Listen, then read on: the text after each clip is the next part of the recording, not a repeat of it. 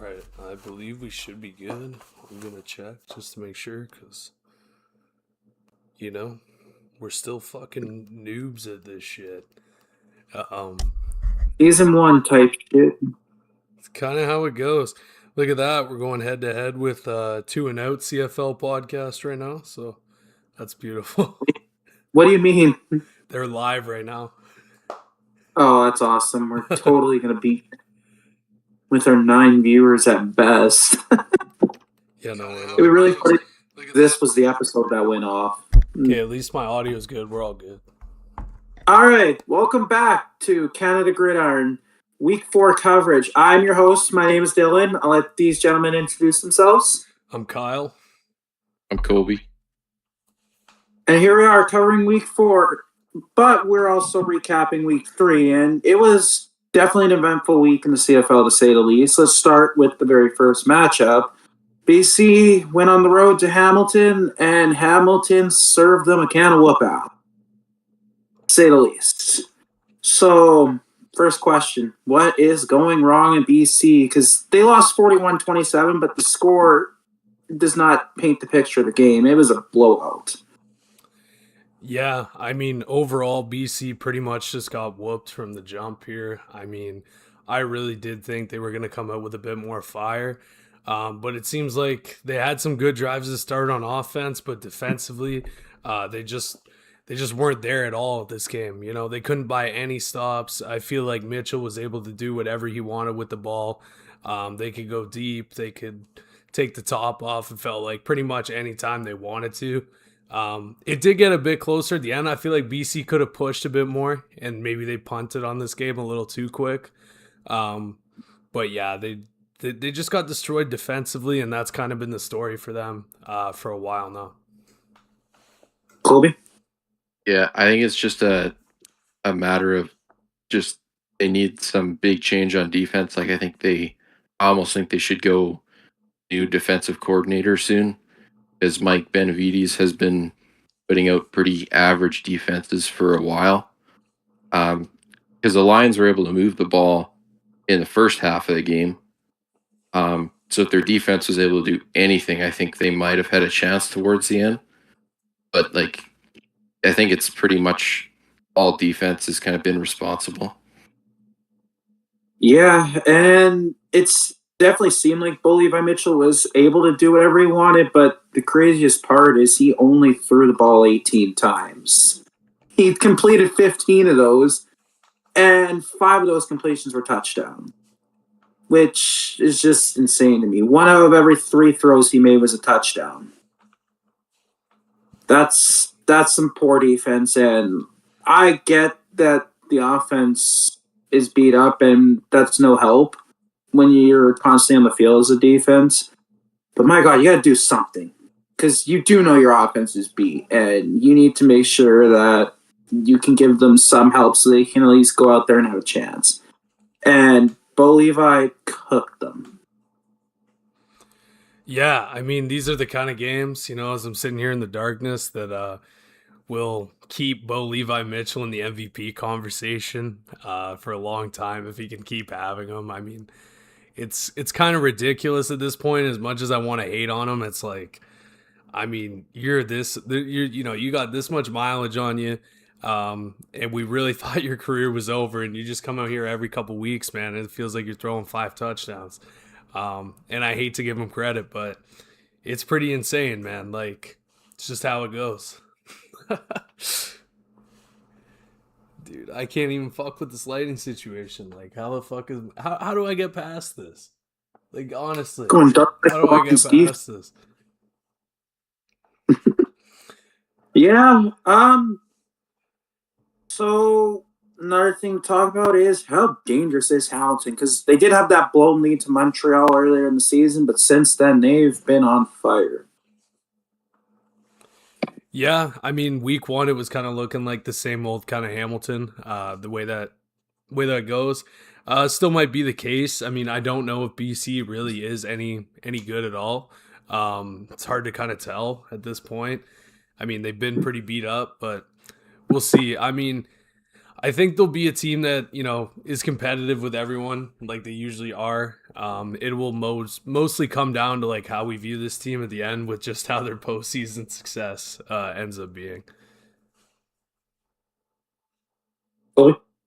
Yeah, I think they could be pretty similar to last year. Honestly, I think you do have to look at the week one game because they blew a 14-point lead, and then week two and or yeah week two three they were really good, but they played the Winnipeg defense, which has not been great the last couple of years, and then they played the Lions defense, which has is probably the worst in the league right now. So I don't think you can really really know yet how good they are. I think they're kind of on track. One, and I know it's easy to say they should have beat Montreal, but Montreal is a good team.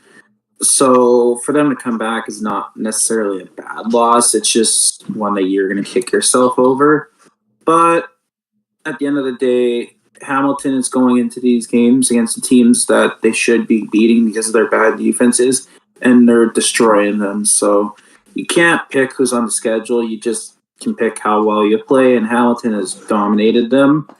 But you're not going to be playing these type of teams in the Grey Cup or even the East Final. So time will tell how good Hamilton can actually be against these great teams. We've seen one test out of them, and they had it and lost it, but it seems like they're pretty fired up this season, and it seems like this is definitely a team that could run the table. I mean, I'm never gonna believe that, so it doesn't matter. But I mean, I don't know. I think in the end, it'll all depend on their health and everything. I mean, like it kind of comes down to for every team. I think it's interesting, like if Bo went down, which at this point, I mean, you never really know. It's football, but it'd be interesting to see where they lean first. I would probably go Dolegala for sure, but would be interesting if it got to that point. I I mean, love that guy. very different reactions to that comment. Love that guy. My favorite. Dude, I think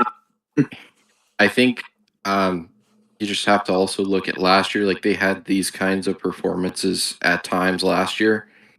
Like they beat up Winnipeg at home in one of their games. Um, they went like head to head with BC twice and put up a lot of points on them twice. So like their offense has been good and bad at times. I think I haven't really seen a lot different out of them so far this year. I think it's just been a matter of the opponent that they've played. I mean, yeah, I don't think you said anything wrong, but I think that going Dolegala is the choice.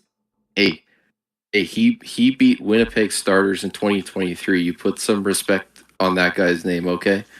And he lost to fucking Ottawa weeks later. Hey, not important. We sucked, He sucked. but he beat Winnipeg and BC. Linsan Abram. Hey, I don't care. He's my goat for those two games. All right, we should move on to the next game. And before I let Kyle go on his speech, I just wanted to mention the stats from Chad Kelly's Jameis Winston style game. He had 25 for 32 completions, which is pretty good. You win a lot of games completing that. 424 yards, again, really good. Really good numbers. 4 touchdowns. Really good, really good. 4 interceptions. What the fuck happened there? Kyle, the floor is yours. So, I mean, I was there, and I was pretty hammered. And I'm not gonna lie, some of the throws that he thought were there, I also thought were there. From where I was sitting, maybe it's the booze, maybe it's just not a pro. But honestly, like probably like at least 2 or 4 of those picks, I was like, you just threw that because you haven't played. Like you're just fucking rusty, man. And it's like in the first half, he gave us like everything we want out of him. Like it was everything you expect out of Chad Kelly. It's like he never had left the field, man. And I don't even know what to do about this lighting situation. There's nothing I can do at this point. But I will Turn the say lights this: there off. was something he could do about those turnovers, man. They were, a lot of forced stuff when you're winning a game in the fourth quarter. I didn't love that. Um, I mean, we kind of did brush it off as a team. It kind of feels like coaching staff is downplaying it a bit, but I mean, we'll see what it looks like this week in Sask. Uh, won't be a matchup where you can afford to turn the ball over. And honestly, we only won this game because we played the Ottawa Redblacks. Any competent team would have came back throwing the ball away like that. Yeah. All right. So yeah, on the topic of that, Chad Kelly, four touchdowns, 4 interceptions. Somehow, some way, that wasn't the worst quarterback performance of the day. It's not often where you see a quarterback throw 4 picks and somehow the other quarterback outdid him. Even though he didn't throw as many interceptions, Jake Maier went 25 for 40, which is not good. He only threw 281 yards while completing the same amount of passes as Kelly. Just had 1 touchdown and 2 picks, and I just don't even know what to think about where Ottawa goes from here. I honestly stood up at the end of the game, and it was bit of the row was was empty. It was a big open section. They only had like 13,000 people there, and I literally yelled out to their fans, I commend you for showing up and watching this team. This is so pathetic. And honestly, the fans looked at me and they started clapping and they were like, yes, you're right. Like, and this is no joke. And it's man, I mean, we'll get to where they did end up going from there, but Yeah. it's just I they supposedly had a good offseason, and we're sitting here like, wow, this team is like easily looking like the worst team in the CFL, like not even close. And it's lights out for them, man. It really is. It's lights out for the Red Blacks. It ain't gonna be turning on like that, but yeah, it might be, you know, not even just a bad season, the beginning of the end. Colby? Yeah, I mean, like at this point, I don't really think there's anywhere they can go. You lost to Edmonton week 1 in a kind of close game, but it's super rainy, so you can't really look at that too much. And then you get whooped by Toronto when they gave you every single chance they possibly could have for you to come back into that game. You had 3 tries from the 1 yard line to score a touchdown, and they turned over on downs. Um, there's just like everything's going wrong there. They signed all of these great free agents, and they have looked like just as bad as they did last year. They're really going backwards, I think.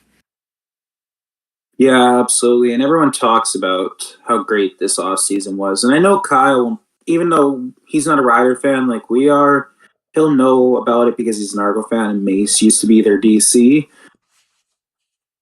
They took all these Rider players like CJ Revis, AJ Allen, Baldonado, and they thought that just signing guys from our defense was going to transfer Saskatchewan's defense to Ottawa.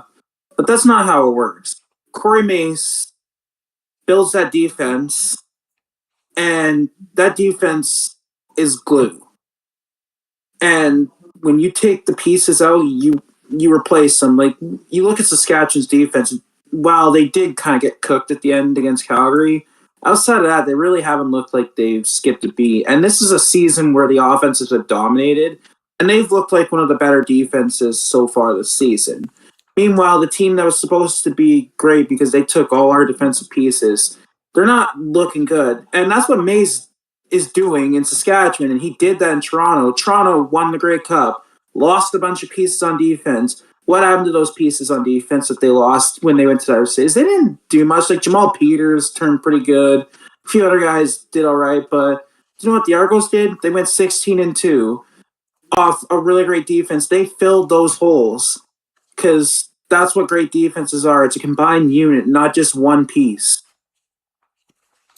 Yeah, no, I agree. I think it's Mace is one of those coaches where it's almost like what I thought Ryan Dinwiddie, or what I still kind of think he is with the quarterback position. It's like he just gets everything out of anybody who he has on defense. Like It's just ridiculous. In terms of Ottawa, though, I mean, Dinwiddie's never really been highly regarded, even as like a good defensive players coach. Like nobody, like from what I've heard, like there's not really any defenders dying to play for him, or um, really even seeming like they like him that much at all. Like you look at it, Darius Pickett didn't get a contract offer coming out of Toronto in 2023 when they went 16-2. He was their most outstanding defensive player nominee. Didn't even get an offer, and then that's on pinball too. But there's other things there. Goes to Ottawa. Dinwiddie goes to Ottawa. He leaves again.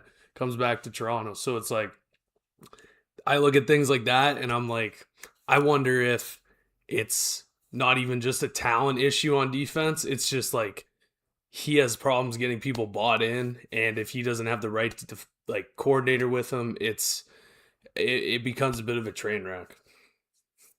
Yeah, absolutely. And there's definitely a good point mentioned where it's not about the right player, it's about the right team. And yeah, didn't fuck, what was I? Oh, sorry, I'm drawing a blank. I forgot what I was gonna say. Coley, do you have anything to say? Yeah, I mean, we kind of saw Edmonton try this last year, sign like all of the defensive players that they possibly can and hope that it works. And then they kind of stuck. Like they signed Terrell Ford, who was almost league leader in picks in 2024, and then he only had, I think, like a couple of picks like all of last season. Like it's partly about the defensive talent, but then it's also about the coaching staff as well, and how much you can get out of the players. Yeah, I remember what I was gonna say. The Riders, when they got, because they had that 2 year drop off where they were just 6-12, terrible second half of the season. Do you know what got us out of that hump? It was not going and signing every big free agent on the market. We not saying we didn't. Like we brought in Jameer Thurman. He was a big ad. Mike Rose, good ad. We did bring in guys, but the key to the defense being rebuilt to being a good team was developing the guys that we needed to develop, like AJ Allen, CJ Reeves, and I know it's funny because they're in Ottawa now. But Roland Milligan, like he was already a good corner, but we turned him into the most outstanding defensive player, which you almost never win as a corner. Brought in Marcus Sales, yes, but we developed guys. Ottawa doesn't seem to have any intention on doing that, and that I complained about that when Edmonton was doing it. Just bringing in all these guys is not going to work. You need to have guys that you're going to develop homegrown if you want to have a good defense. And that's why Toronto succeeded. That's why Saskatchewan's succeeding right now. That's why Ottawa's not. Yeah, no, I just don't think they have the culture. I don't think they have uh like just too much of a backbone to be a good defensive team.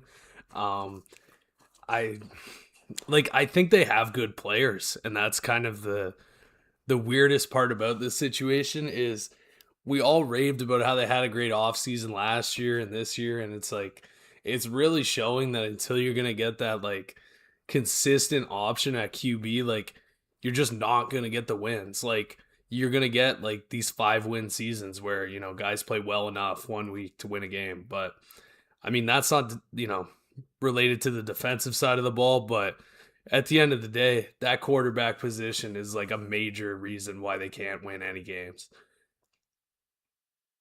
Yeah, and I can't tell what's darker, Kyle's lighting or the Red Blacks' future. Well, you know what? I had to fix it. I just shut off the auto lights. We're gonna have to figure this out. I really didn't think it'd be this much of a pain in the ass, man. When you're in here walking around and shit, obviously it just works great. You don't even notice it, but whatever. We've talked a lot about this game. Let's move on to one of the more thrilling games of the week, which was Montreal and Edmonton. Montreal went into Edmonton, and it went to overtime, and Cody Fajardo walked it off in overtime, 32-29.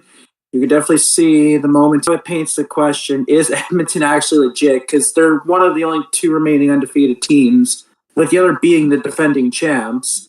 And they just beat a team seen as the best team in the East, the team that was just in the Grey Cup. a team that was one of the three favorites to win this year. So you got to start wondering, is Edmonton actually legit or is this just one off? Well, I was even saying in I don't know if it was week 1 or week 2 of the show, but I think Edmonton was going to be pretty good, or at least solid enough to make the playoffs. I mean, you go out and you take like 3/5 of the O line from Hamilton, who was the 1 seed last year. I mean, you're 100% adding more protection than you had before. I mean, Rankin's seriously looking like maybe the best player in the CFL. And, Fajardo's obviously a winner at QB. And, we needed the Austin Mack sort of resurgence in the defense to figure it out, which I think the defense still has room to improve. But, you know, they may get there. They do have the pieces to do it. At this point, if they were to beat Winnipeg this week, I got to take them pretty seriously. I mean, they'd be 3-0. And, I mean, I feel way better about them than honestly half the teams in the West Division. So Colby? Yeah, I think already, like if they can win against Winnipeg tomorrow, it'll be a really big deal. But I already think they're legit playoff contenders because Alexander had never lost a regular season start up until this game. And if you're looking at him, he's 12-0, and you're telling me that Edmonton is going to be the first team that he loses to in regular season. All these past few years, I would have said you're crazy, but now you got Justin Rankin, who's looking like easily the best running back so far. Fajardo's still playing really good. The the fact that he was able to walk it off was great to see. I think when you, especially if you beat a team like Montreal, I think people got to start taking you seriously. I think Edmonton definitely could be a team to watch out for. Yeah, and just so we're clear on how great Justin Rankin's playing, this isn't just your average running back season where it's the RB1 clearly, and he's just outrunning the rest of the guys. Justin Rankin on the season has 426 total rushing yards, or total yards, that's rushing and receiving. Sorry, let me restart that. He has 426 total yards, rushing and receiving, with 3 touchdowns after 2 games. That's going to put him on pace right now for 3,834 yards and 27 touchdowns. Obviously, that pace is unsustainable. No shot in hell he sustains that. But that is legitimate quarterback numbers from a running back. So, obviously, he's without a doubt the MOP of the league as of week 2 or 3. I know it's early to say that, especially considering almost everyone's only played 2 games, but this is a pace I've never seen before. Like, not even prime Corey Sheets, John Cornish. I've never seen numbers out of a guy like that. And obviously, it's not sustainable, but he's not going to drop off to a point where his numbers are going to be anything less than crazy if he's playing this good. So, just that alone makes me scared of Edmonton because there's not a defense in this league that is a good enough rushing defense to stop this guy. You can try and contain him. You can, but I don't think there's a single defense in the league that can stop this guy right now. And that alone is going to be enough to make Edmonton a scary team. Because I say this all the time, when you open up the rushing game, you open up the passing game. If Cody Fajardo can hand off to Justin Rankin and he's going to run 30 yards every time, when Cody Fajardo drops back to pass, that's going to make his job a lot easier because the defense is scheming around Justin Rankin. And so he has more free range to do whatever he wants.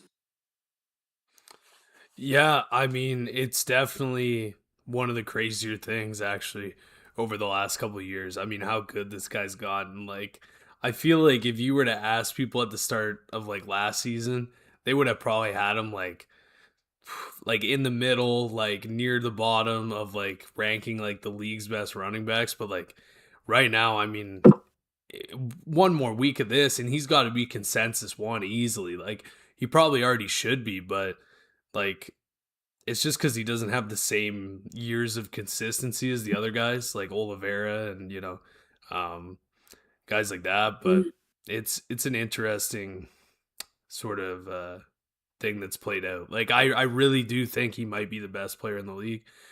He's definitely going to have a chance to win MOP if this is going to keep up and they're going to be a good team. So yeah. Yeah, absolutely. Hang on, I just got to pull up my notes again. Yeah, I think there's nothing else to say. Edmonton, if they beat Winnipeg this week, you got to put them in the combo with Saskatchewan. Yeah, I agree. I agree with that. Yeah. All right, let's move on to probably the most interesting game of the week and the one that we will definitely be talking about the most because there is a lot to talk about with this game. Saskatchewan went into Calgary and in an overtime thriller won the game 40-37. Before we can start about anything, we got to start with the fact that Stuart Johnson probably hates this game because if there's any game that has shown how bad next year's rule changes are going to be, it's this game. Was a thrilling game. And that missed field goal touchdown return right before halftime doesn't happen next year. And when that doesn't happen next year, that means that the Riders were dominating this game at halftime, even after a missed field goal, and Calgary would have had no leeway to come back. And so this game probably ends a blowout. But because of that missed field goal return, that gave Calgary some momentum going into halftime, and it at least gave them a leeway to come back, which Calgary did do. They ultimately failed in the end, but this game doesn't touch overtime without that touchdown. Yeah, I mean, it was firsthand experience right there as to why it's an idiotic move to invest the money to move the posts. When you're literally taking away your most exciting play, your most game changing play. And yeah, sure, maybe it only happens, but 2% of the time. But that 2% of the time is, season highlight reel. It's the kind of clip you show somebody to get them invested in this league, in my opinion. Um, so to think that we're going to spend, or, the teams are going to spend a bunch of money next year to move the posts, to take out plays like that, I mean, you really got to look at it and start asking some real questions because that doesn't make any sense to me. Colby? Yeah, I agree. Like, obviously, I hated watching that whole sequence unfold because I was at the game. Uh, I hated watching that all kind of unfold. But it was still very exciting to see, right? Like, if if that field goal is made, the Riders are up 20 at the break. Calgary has no chance to come back, but you miss. They run it all the way back. Now they just got all this momentum going into the break. They're able to keep it a little close going into the fourth, and then it just gave them a boost. I think to be able to come back, force double overtime, made it that one play kind of changed the feeling of the entire game, and that doesn't happen when the posts are sitting at the back of the end zone. Yeah, absolutely. I don't know why Stuart Johnson can watch a play like that and say we need to remove it from the game. Number one, I already talked about how it's going to turn a close game like this, a close electric game at that, into a blowout. But number two, it's fun. I don't know why you want to kill the fun. Without that play, it's just a missed field goal and we go into halftime. That's boring. And Calgary will be a little bit excited, but nowhere near the same energy as they would have been when that kick gets returned. And Saskatchewan, they're not happy that they missed, but yeah, that completely changes the game. I don't know why we want to get rid of that. Well, the truth is, But he wouldn't have been watching the game to see it. There's just no way he was because he doesn't watch this league. You look at the kind of things that he imposes, and you're like, You've never watched this. You have never watched more than a quarter. You showed up to Winnipeg last year and said, "Wow, look at this place. This place is booming." It's like, yeah, you're the commissioner of this league. Like, you don't know they've been selling out games for years now. It's like, just I feel like the guy is genuinely so out of touch, and maybe he, could be passable on a business side of things, but this is there's no way he watches any of the games, and there's no way he's a football fan, in my opinion, because anybody who watches this game knows that this is the kind of stuff that makes it great. This is the only reason you watch it. You don't tune into NFL Spring League or American Spring League because you don't give a shit. There's nothing different about it. You're just watching like NBA D League basically. So that's this is the core stuff that people watch for, that will be taken away because I guess it improves something. I don't know what. I guess I'll find out, but I really don't think we'll find out. yeah, no, I don't either. I don't think it's possible, but All right, we've yapped enough about Stuart Johnston. Let's yap about a different retard, and his name is Dave Dickinson. I've watched CFL for about 16 years now, and this is probably the first time I've ever seen this. Dave Dickinson decided in overtime that he wanted to take the ball first, both overtime periods, and it cost him. I don't know why he was allowed to do that, because I thought the rules were that if it goes to double overtime, whoever went second in the first period has to go first in the next. I'm not aware of what went differently with that. If someone knows, I would like to be enlightened on that. But regardless, I don't get that choice. Because you think about how that game went. In that second overtime period, the Riders, or the Stamps, kicked a field goal instead of going for it on 3rd and 2 from, the 12-yard line. And then the Riders marched down and scored a touchdown. If the Riders had gone first in that period, then the Stamps know, okay, if we kick, we lose. We have to go for it. And they might not have got it, but they might have, and that could have changed the game completely. But Dave Dickinson decided to go first and let Mace have the intel that he could have had to win the game.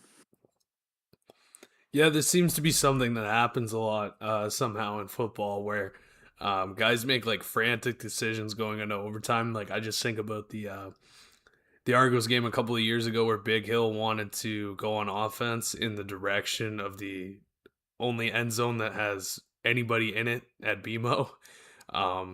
It's just one of those things. It's like, it's weird. I can't really, it's a bad decision, but I can't really rip on the guy. It's fucking Dave Dickinson, and it is what it is. Like, you won't fire him over this. You won't really think any differently. It's just a stupid decision that is going to happen from time to time. Colby?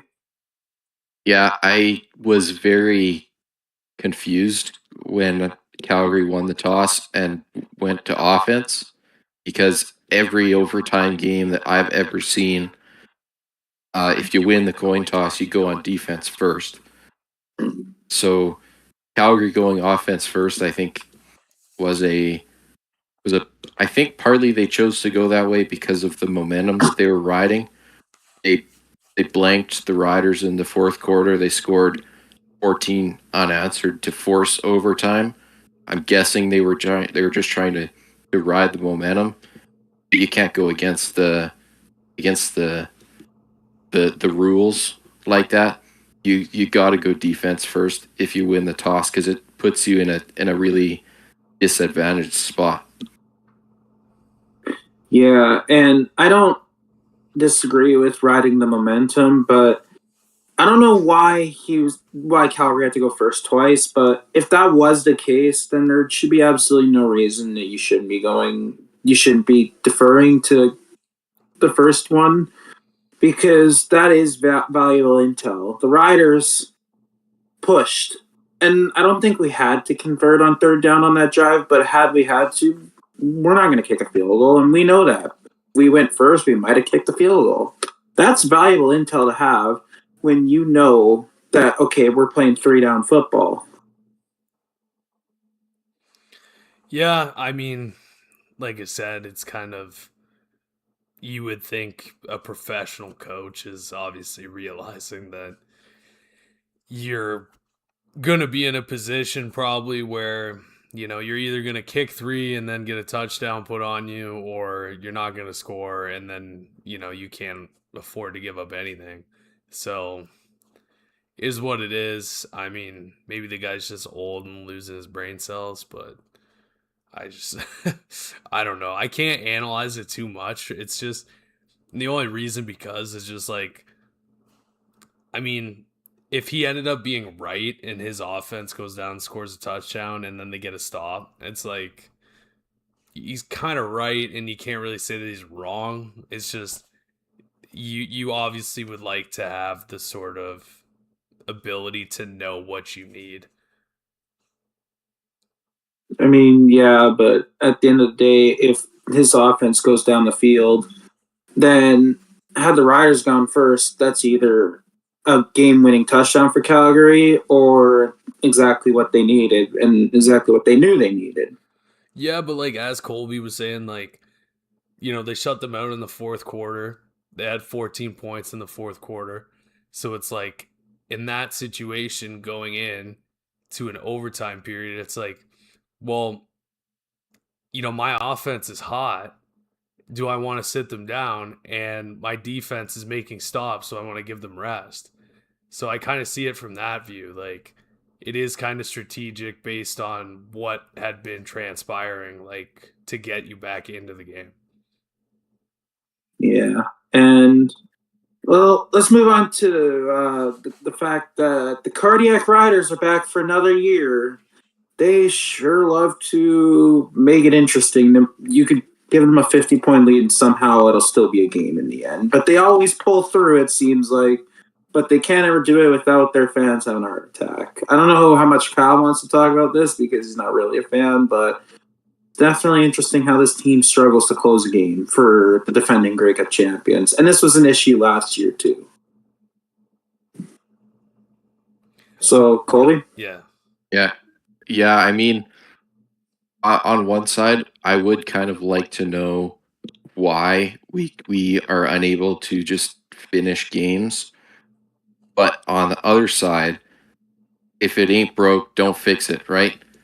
Like we did this, I think 8 of our 12 wins from what I can remember, we won kind of like this by building a lead and then the other team kind of comes back into it, but we win anyway.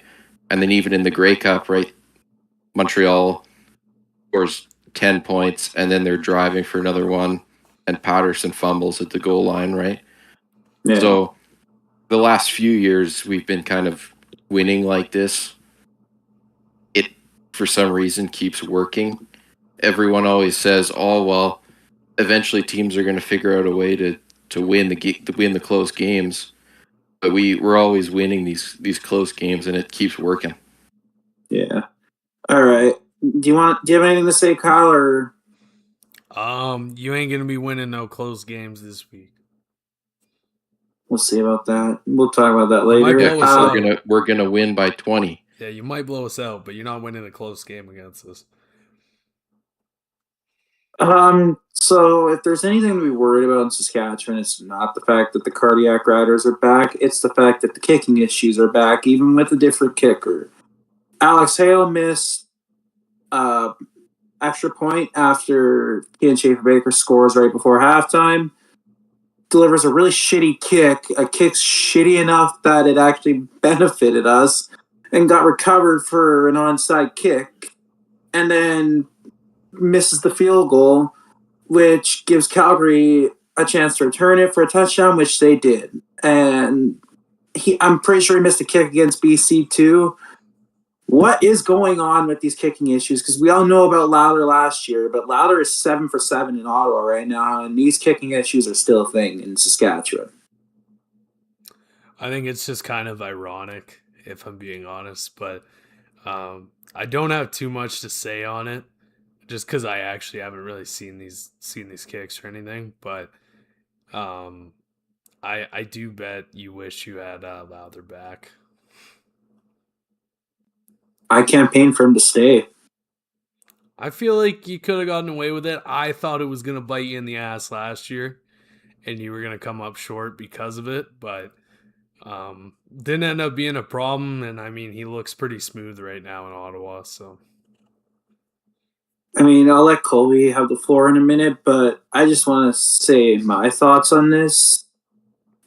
As much as people like to shit on Craig as a head coach, which absolutely, no doubt, he is a shitty coach. The one thing that you can't take away from Craig is his special teams. That's what he did before he was a head coach, and he was a special teams coordinator when Lowther first came in, and we had great special teams with Craig. I mean, Alfred won the special teamer award. Lowther was always a consistently good kicker. But when we fired Craig, we lose his special teams ability too. And the guy we've brought in, look at what has happened since then. Lowther dropped off. Alfred dropped off. Letcher, I still believe in him, but he hasn't looked great either. And this new kicker looks shit. Our punter was shit too. So I think something needs to be looked at with the special teams coordinator. Malgeri definitely needs to get his shit together, or he needs to get his shit on the fucking curb. I think part of the issue over the last couple of years, I mean, we haven't really had a great kind of special teams system, but also Alfred is old as hell. He doesn't really have that speed anymore. From what I've seen from Letcher, I think there's definitely some potential there in the return game. But the kicking and punting issues are pretty frustrating to be watching. Because Lowther leaves Saskatchewan and now is having in 2 games he's having a resurgence on the worst team in the league. He's almost their best player. And then punter, we had like 4 punters over the last couple of years, and all of them have been pretty terrible. And I honestly have no idea how we plan to address that. I think it's just something that we're gonna have to live with for most of the season. I think we need to look at changing special teams coordinators because the drop offs at kicking, punting, and returning all happening when Craig leaves is definitely not just a coincidence. What happened to Kyle? I don't know where he went. Kyle! sorry, I've been trying to figure out my light. I want to make sure my phone doesn't die. I got my phone over here now as a shit side light. One day we're gonna figure this out. I might just go outside in the future at this point, sit under the fucking moon. But yeah, I know what it's like to have special teams issues. Toronto special teams unit last year was seriously the most offensive I've ever seen. Just constantly giving up kick returns. So at least you're not doing that. But yeah, it is definitely frustrating to have just issues with that side of the ball, especially when it feels like it should be the one that's always figured out. Like he said that we haven't been allowing special teams touchdowns when we literally just gave last. Fair enough. No, but I I mean like kick return touchdowns and shit like that. But yeah, I was gonna point out, since we brought in Corey Mace, our coverage team has been very good. We gave up 1 punt return touchdown to Janarian Grant in 2024 when he had that insane season. And then other than that, the only other returns we've given up were from missed field goals. So the coverage unit has actually been really good. Yeah, definitely. And quickly, we can just talk about where does Calgary stand in the West? Maybe the bottom. I guess we're gonna find out this week. I think honestly there is a chance BC is the worst team in the West. And it may not even come down to The talent they have on paper, it may just come down to health issues, but I I really don't know who's worse between them right now, but those are definitely the two worst teams. It's hard for me to say because they're 0-2. BP's 0-2, and the other three teams have a win. So yes, technically they're at the bottom, but they lost to Winnipeg by I think 2, and they lost to Saskatchewan by 3. That's negative 5 point differential against two fierce West opponents. What is a bad look is that both those games are at home, but those games can easily turn around. Like they're 2 plays away from being 2-0 right now against two big West opponents.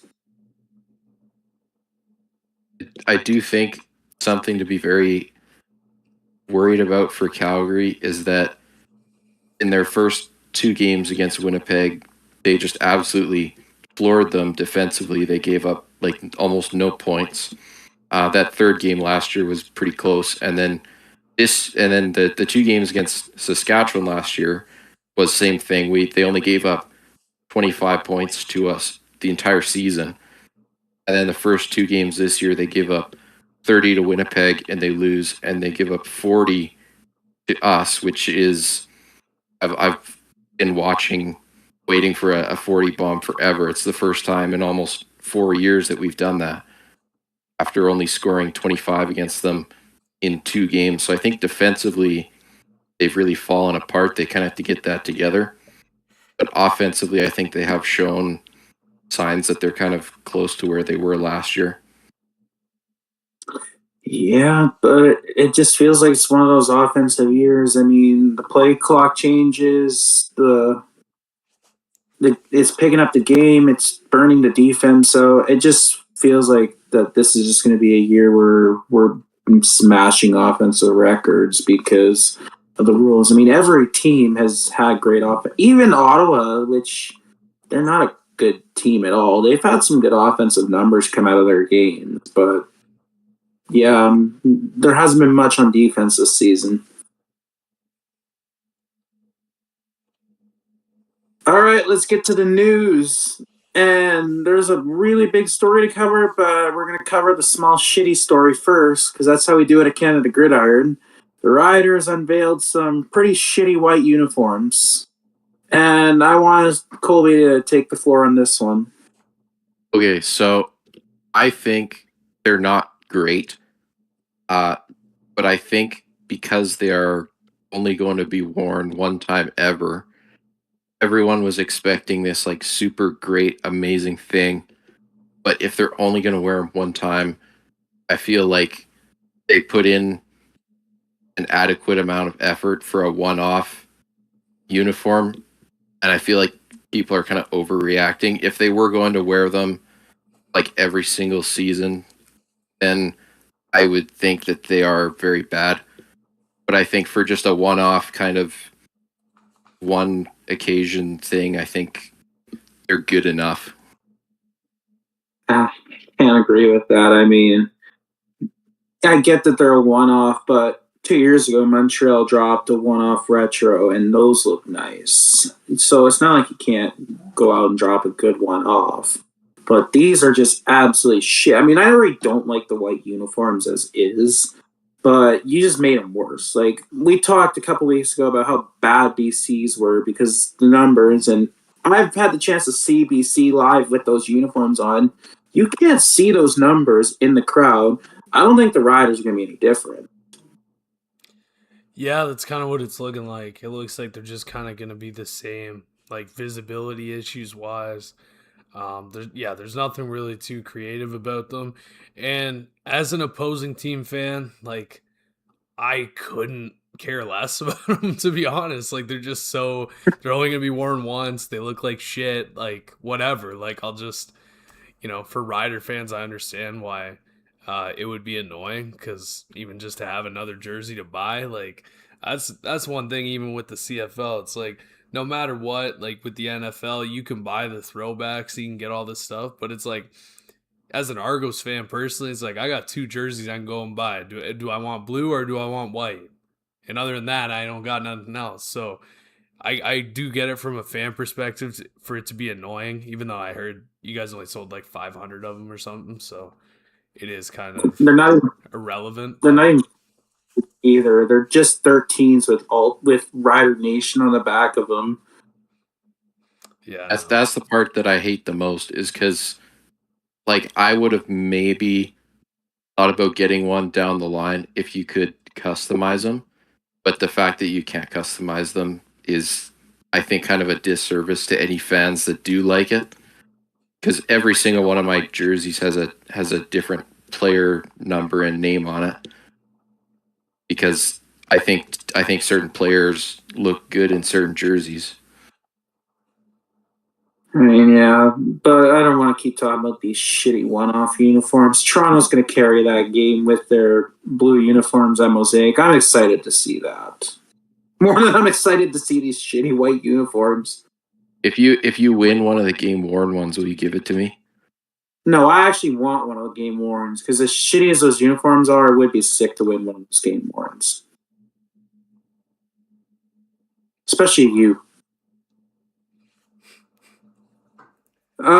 So there's two big stories and they go hand in hand. Drew Brown got traded to Winnipeg, and then Ottawa signed McLeod Bethel Thompson. And holy hell, I can't believe how stupid this move is. I am biased, and I kind of look at this move from two perspectives. Like, obviously, I want to see Thompson play.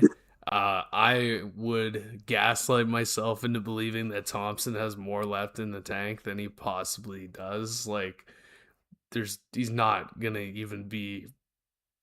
He probably won't even be close to what he was in Toronto, which still is like a B minus tier CFL quarterback. Like, so I don't know. I think Dinwiddie just lost it here. I think he is a guy, and it's even shown in his Toronto tenure that he's such a prove a point. He will go out and say anything about anybody in the face of any adversity.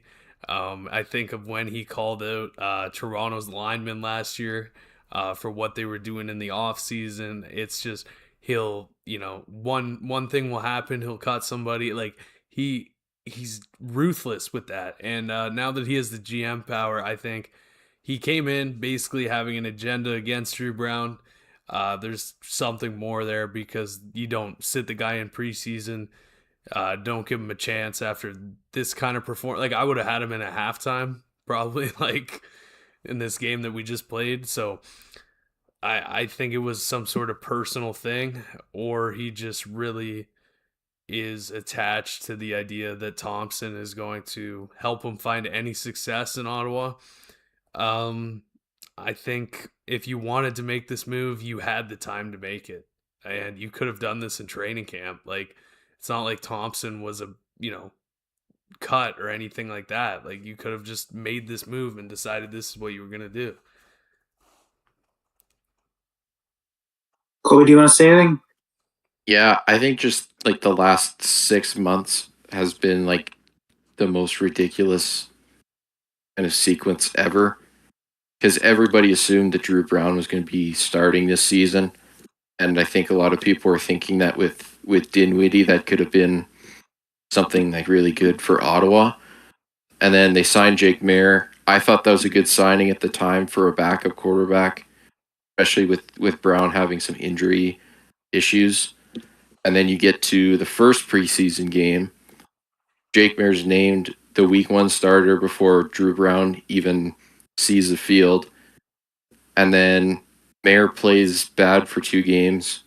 Everyone thinks Brown's gonna be in, and now Brown's back to Winnipeg and probably gonna be sitting on the bench for the rest of at least this season. And now Ottawa is kind of stuck in quarterback hell. Yeah, I mean, you guys both made a lot of great points. I don't understand the thought that goes into trading away a 29-year-old quarterback who has provided Ottawa with the only success they've seen in the last 8 years for a 38-year-old journeyman system pocket passer quarterback. That guy can't run. I mean, we've seen it, but like, no, he's chunky as hell. He can't outrun a freaking snail. And I don't understand. I mean, I do understand. I think that Dinwiddie thinks that he just has a free year, and he's trying to see who can and can't play. And next year might be the year that they really try to make him push at being a better team. But I really don't get the agenda against Drew Brown because his problem has never been whether he does or doesn't have it. He has literally brought Ottawa to the playoffs this decade. No one else can say that. And his problem has always been his injuries. I mean, I know Kyle will remember this, how badly he cooked Toronto last year in that one game.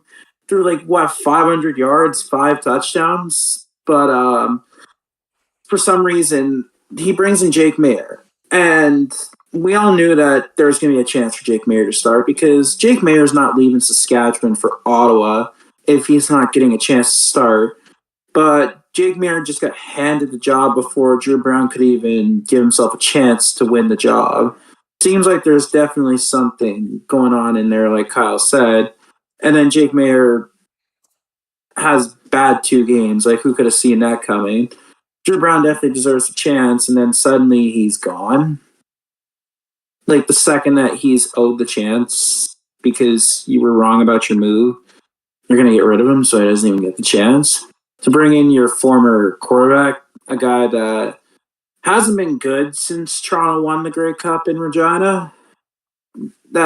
He was not good in Edmonton. He was not good in Montreal, and he's not going to be good in Ottawa. I just generally don't know what's going through Dinwiddie's mind with this.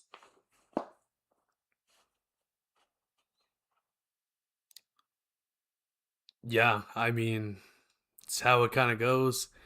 It feels like a tip. This feels like such like an NFL move, if I'm honest. Like, we're 0-2. I need something. Like, so I'm just gonna bring in the guy that I know. Like, um, could pan out for them. I kind of hope they do get some wins out of this, and it would be really entertaining for me personally if Dinwiddie and Thompson kind of went on like a second run tear. But they're gonna win like fucking 5-6 games this year.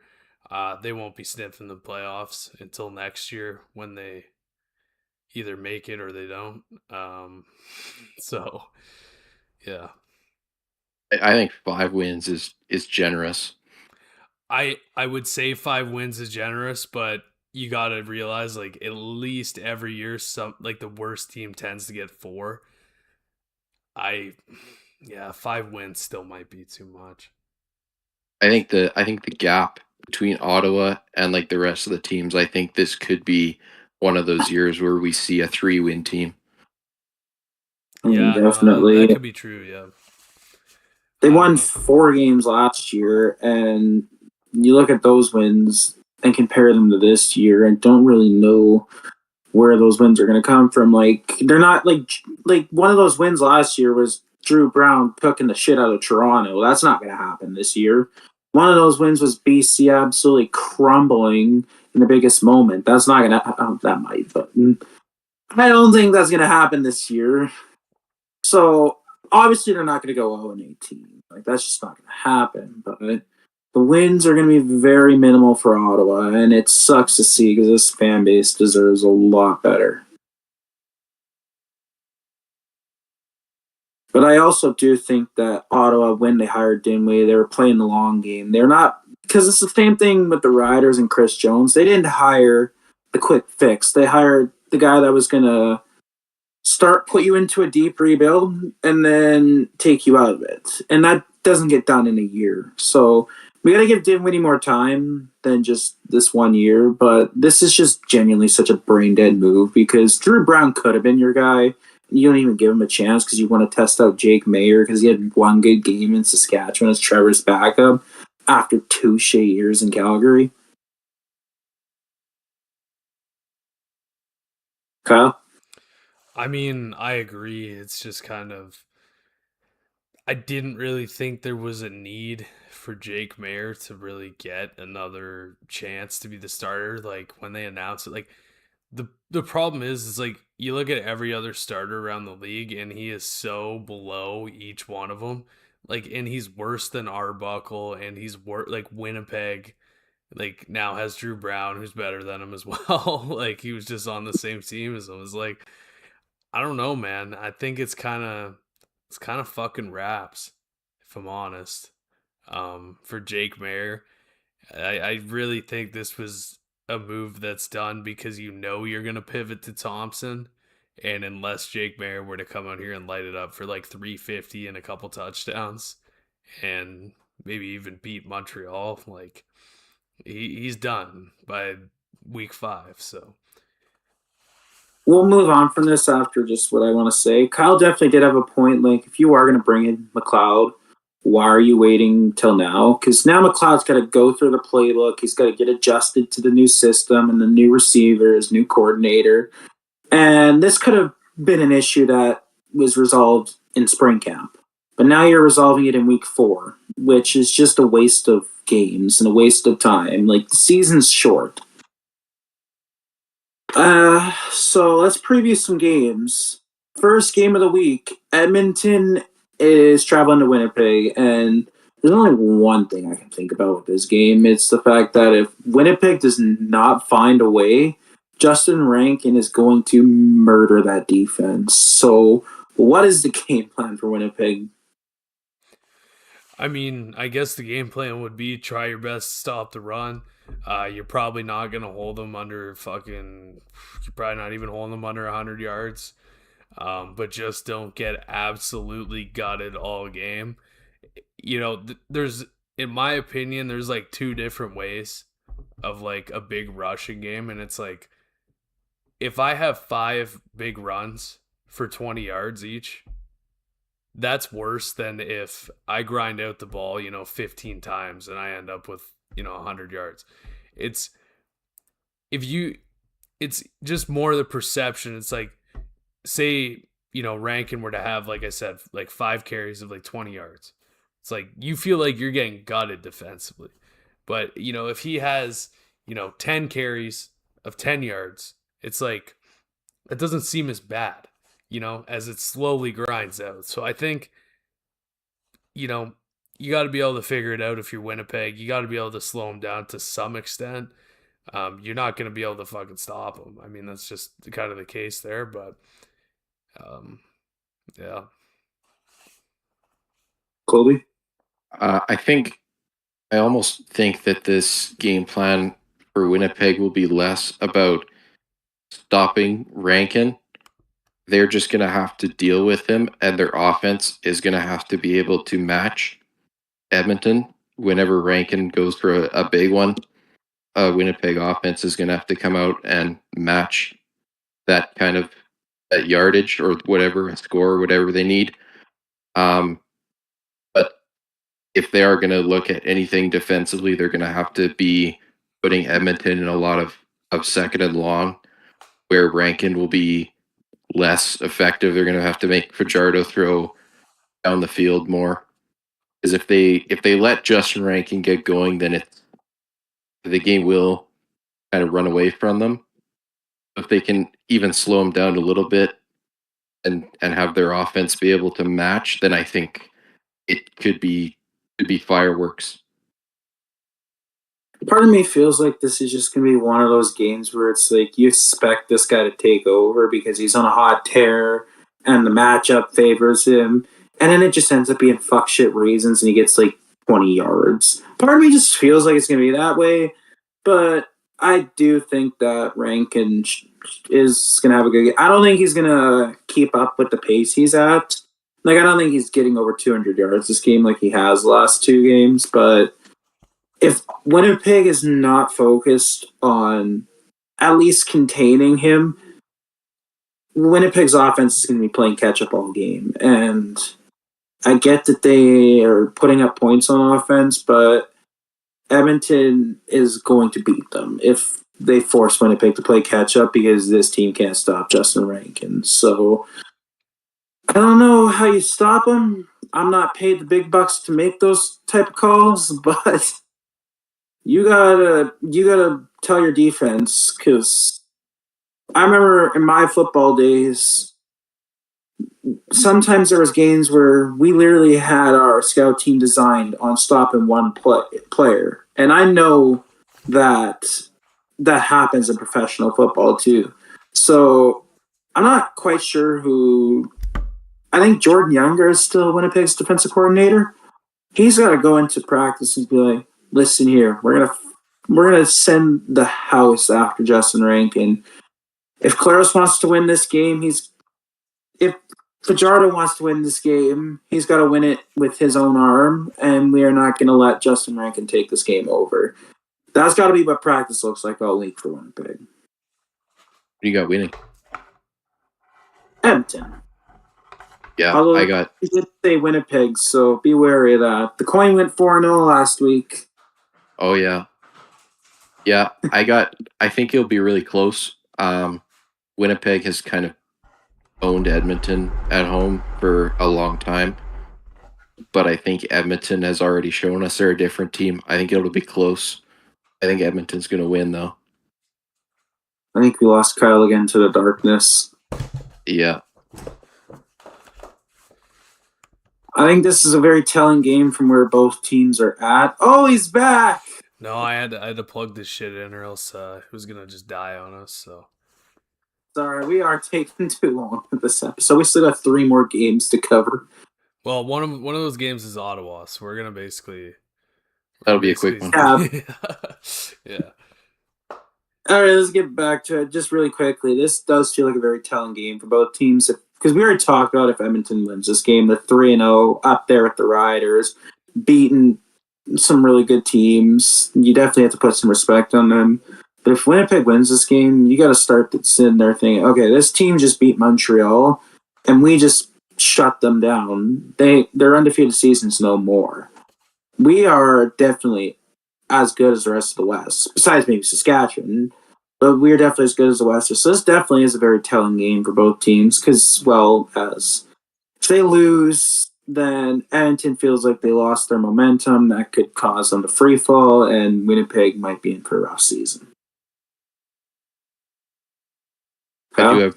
Oh, I mean, yeah, no, it's either way, whoever wins this game will have sort of a better scope of how their overall season's gonna go. I still do think, honestly, like if Ottawa wasn't so shit, I'd be so in on an Eastern crossover. But like, because I don't really know if Winnipeg's that good. I don't know if BC's good. I don't know if Calgary's good. But it's like Ottawa's just such a dumpster fire that I know there won't be. But no, I really don't know. I don't know how I feel about any of these teams. I mean, I do feel good about Edmonton. I know that for sure. But yeah, I don't feel good about your lighting. no, I don't either, man. To be honest, I can't win. I I do mean, have I'm literally one. sitting right under the light at this point too, which is Yeah. the most annoying part. It's like how am I not moving enough to keep that on there? But whatever. Gonna start flailing your arms like a. I don't know what to compare it Even to. once they go out, I put my arms up. It's like it just doesn't. Put your hands up. Nah.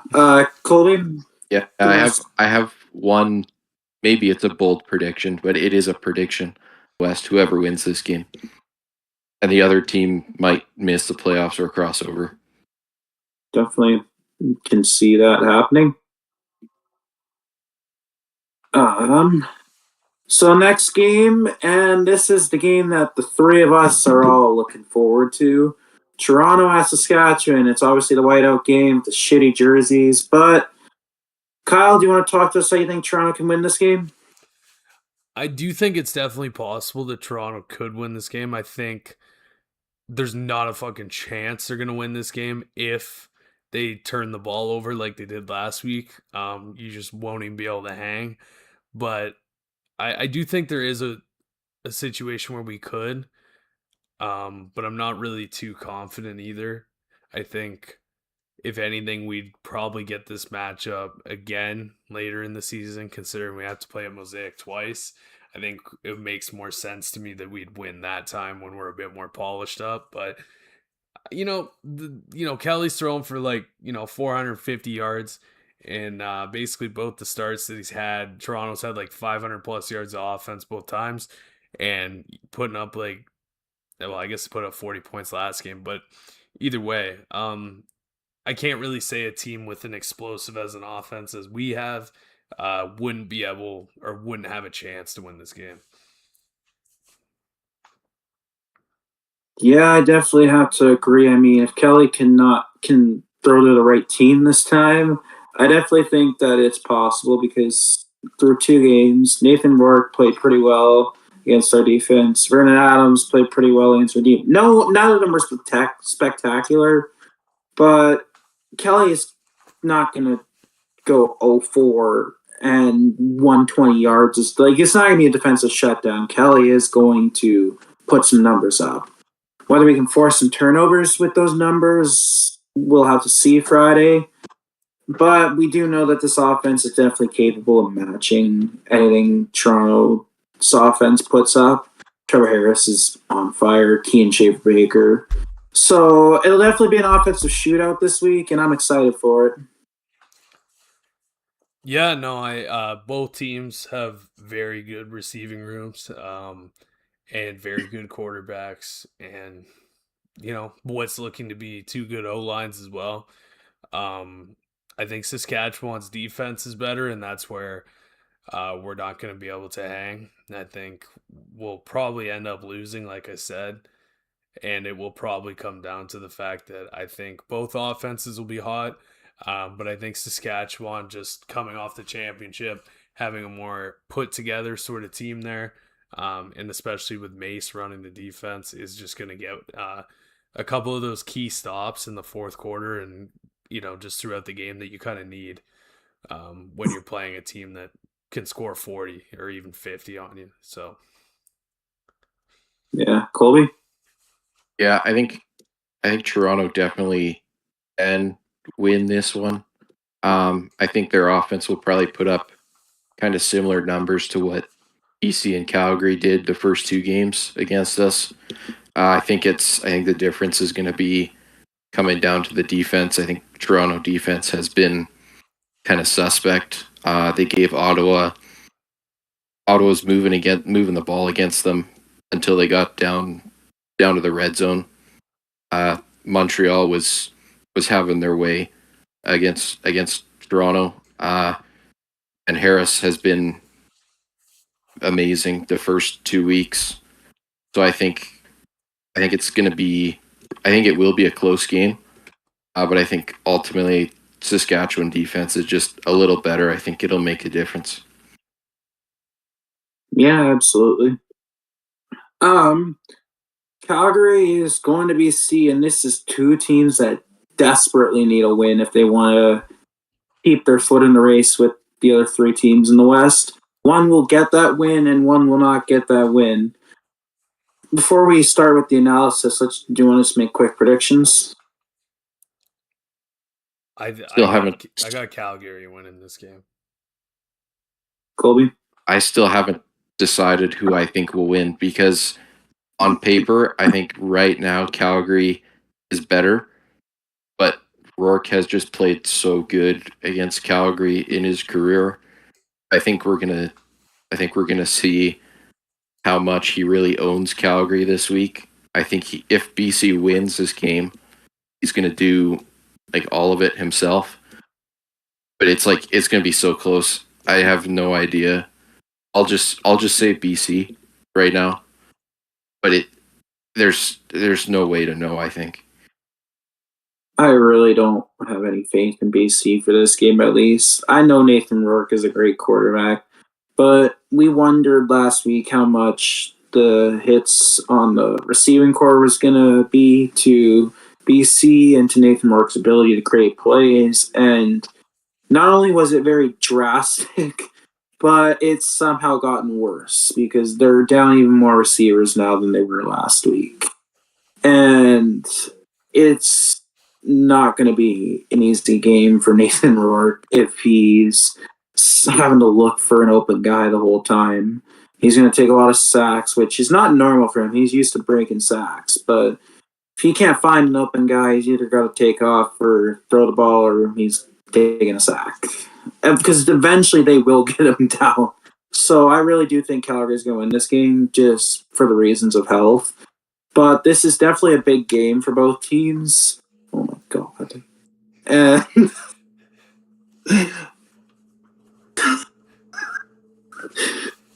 this is definitely a big game for both teams because whichever one drops to 0-3 is basically out of the race. They might be able to recover, get a playoff spot, maybe if they're lucky, a home playoff game.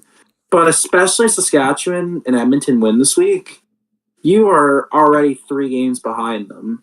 And especially with Saskatchewan, BC, Saskatchewan's already got a win on BC. And Calgary, too. I forgot about that. So if Saskatchewan can get to 3-0, whoever team's losing this game is already 3 games behind Saskatchewan, and Saskatchewan beat them. So if they want to keep their foot in the race, they got to win this week. Kyle? I mean, both teams are 0-2. Somebody has to win this game, and somebody will win this game. Whoever loses is kind of buried. It is kind of the early end of the road. You wouldn't be totally out of it. I guess, you could still cross over and it's possible, but it wouldn't really be good for either team.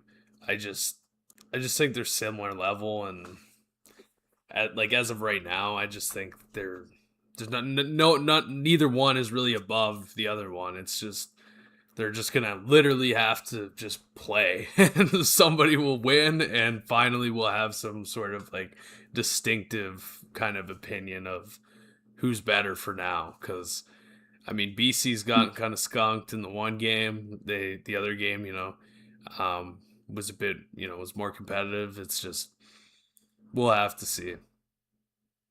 I definitely don't think there's going to be an East or a West crossover this year. I think Hamilton, Montreal, and Toronto are just definitely above at least 2 of those teams in the West, maybe 3. But there's no way that there's going to be 4 teams in the West better than those teams. And lastly, it's Ottawa and Montreal. Is there any chance for Ottawa? No. Just say. No. No.